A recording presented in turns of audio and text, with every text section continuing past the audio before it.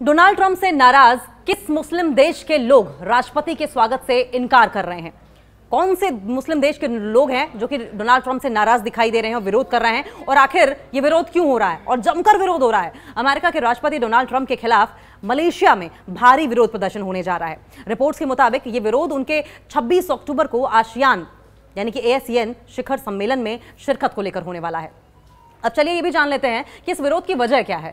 ASEAN शिखर सम्मेलन की अगर हम बात करें, इसको लेकर अमेरिकी राष्ट्रपति डोनाल्ड ट्रंप ने कहा है कि वो 26 अक्टूबर को मलेशिया की राजधानी कुआलालंपुर में पहुंचेंगे और इस सम्मेलन में शिरकत के लिए ट्रंप को विशेष तौर पर मलेशिया ने आमंत्रित भी किया है।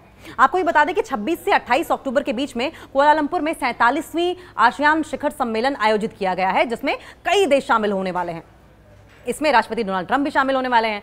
अब क्यों हो रहा है अमेरिकी राष्ट्रपति के खिलाफ विरोध, ये जानना बहुत जरूरी है। मलेशिया के कई संगठनों में अमेरिकी राष्ट्रपति के मलेशिया दौरे के खिलाफ विरोध करने का फैसला भी किया गया है। एक मलय मेल के मुताबिक, रिपोर्ट के मुताबिक करीब 20 से ज्यादा नागरिक संगठनों ने 26 अक्टूबर को कुआलालंपुर के अम्पाग पार्क में अमेरिकी राष्ट्रपति का विरोध करने की योजना बनाई। ग्रुप का यह कहना है कि 26 अक्टूबर यानी कि संडे को सुबह 9 बजे से दोपहर 12 बजे तक ट्रंप आपका मलेशिया में स्वागत नहीं है। ट्रंप आपका मलेशिया में स्वागत नहीं है, इस शीर्षक से, इस टॉपिक से एक सार्वजनिक विरोध प्रदर्शन आयोजित करेंगे।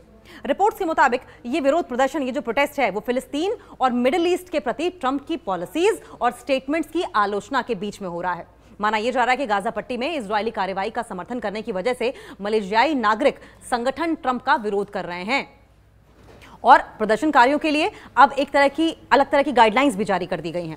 रिपोर्ट्स के मुताबिक मलेशिया में होने जा रहे इस विरोध प्रदर्शन के आयोजकों ने सभी प्रदर्शनकारियों के लिए गाइडलाइंस जारी की हैं और इस गाइडलाइन को फॉलो करने के लिए कहा है। ये गाइडलाइन उनको कानून द्वारा दी गई शक्ति की जानकारी देता है और उसमें विरोध प्रदर्शन के प्रतिभागियों, जो विरोध प्रदर्शन में हिस्सा लेने वाले हैं, उनके अधिकारों के बारे में भी बताया गया है और कहा गया है कि अगर उनसे प्रदर्शन के दौरान पूछताछ की जाती है या उन्हें गिरफ्तार किया जाता है या पुलिस को बयान देने के लिए कहा जाता है तो उन्हें क्या करना चाहिए और क्या होना चाहिए। गाइडलाइन में कहा गया है कि प्रदर्शनकारियों को कानूनी सलाह लेने और आत्मदोष से जुड़े सवालों का जवाब देने से इनकार करने का पूरा अधिकार है और इस अधिकार का वो इस्तेमाल भी कर सकते हैं। ट्रंप और आसियान की बात अगर करें तो इस वक्त कैसे संबंध है? डोनाल्ड ट्रंप जब 2017-2021 तक अमेरिका के राष्ट्रपति थे, तब उनका आसियान के साथ संबंध थोड़ा सा मिक्स्ड था, मिश्रित था। ट्रंप के अगर दृष्टिकोण की बात करें, ट्रंप के अप्रोच की बात करें, तो ट्रंप की विदेश नीति का नारा क्या था? अमेरिका फर्स्ट, दुनिया जाए भाड़ में, अमेरिका फर्स्ट, अमेरिका पहले। यानी कि अमेरिका अपने हितों को प्राथमिकता देगा, भले ही पारंपरिक साझेदार जो उसके एलाइज हैं वो खुश ना हो, वो नाखुश रहें, लेकिन अमेरिका कोई मतलब नहीं है। अमेरिका फर्स्ट पॉलिसी पर डोनाल्ड ट्रंप चलते रहे हैं और इसी पॉलिसी के कारण उन्होंने कई बहुपक्षीय मंचों पर, कई मल्टीलेटरल फोरम्स जैसे कि आसियान हो गया, G7 हो गया, नेटो हो गया, इन पर अपेक्षाकृत कम ध्यान दिया है। अमेरिका पर अपनी महत्वाकांक्षाई योजनाओं पर ही उन्होंने फोकस किया। बाकी ग्रुप्स पर, जिनके वो एलाई हैं, उन पर ध्यान नहीं दिया, नजरअंदाज किया। आसियान के प्रति ट्रंप की अगर पॉलिसीज की हम बात करें तो देखिए, सबसे पहली बात तो ये कि वो उनकी एब्सेंस बहुत देखने को मिली। उनकी प्रेजेंस थी नहीं, कम उपस्थिति थी, एब्सेंस ज्यादा रही है। ट्रंप कई आसियान शिखर सम्मेलनों में, कई समिट्स में खुद गए नहीं। अब खुद जाने की बजाय अमेरिका की ओर से जो लोअर लेवल के उनके रिप्रेजेंटेटिव्स थे उन्हें भेज दिया, जबकि उन्हें खुद मौजूद होना चाहिए था।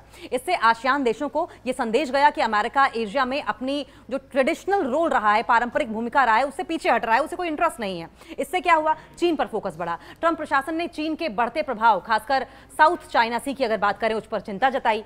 आसियान देशों में से कई का चीन से सीमा विवाद भी है और इसलिए अमेरिका का ये जो रुख था उनके लिए बहुत इंपॉर्टेंट था, अमेरिका को प्रेजेंट होना चाहिए था। और अगर इकोनॉमिक पॉलिसीज की बात करें तो ट्रंप ने ट्रांस पैसिफिक पार्टनरशिप यानी कि TPP से अमेरिका को बाहर निकाल दिया, जबकि इसमें आसियान के कई देश शामिल थे और इससे एशिया प्रशांत, एशिया पैसिफिक व्यापार जो है, ट्रेड जो है और इसको लेकर जो एक दूसरे की मदद की जाती थी, वो और ज्यादा कमजोर हुआ है। चीन को इस रीजन में ज्यादा जगह मिल गई इसकी वजह से, और सुरक्षा और रक्षा एक अलग एंगल हो सकता है। ट्रंप प्रशासन ने आसियान देशों को रक्षा सहयोग पर भी बात की, डिफेंस कॉर्पोरेशन जारी रखा, लेकिन वो रणनीतिक साझेदारी की बजाय व्यापारिक सौदों पर ध्यान ज्यादा केंद्रित था और यही वजह थी कि ट्रंप को इस वक्त एक एक्टिव रोल में नहीं देखा जा रहा है। आसियान के लिए इसका मतलब क्या था? ये एब्सेंस, ये इग्नोरेंस का क्या मतलब रहा? आसियान देशों को लगा कि अमेरिका अब लीडर की भूमिका में नहीं है, जिससे चीन का प्रभाव और ज्यादा बढ़ गया। कुछ देशों, और उन देशों में कौन कौन, जैसे कि वियतनाम और सिंगापुर, इन्होंने अमेरिका से जुड़ाव बनाए रखा। लेकिन कूटनीतिक संतुलन की पॉलिसी इन्होंने अपनाई।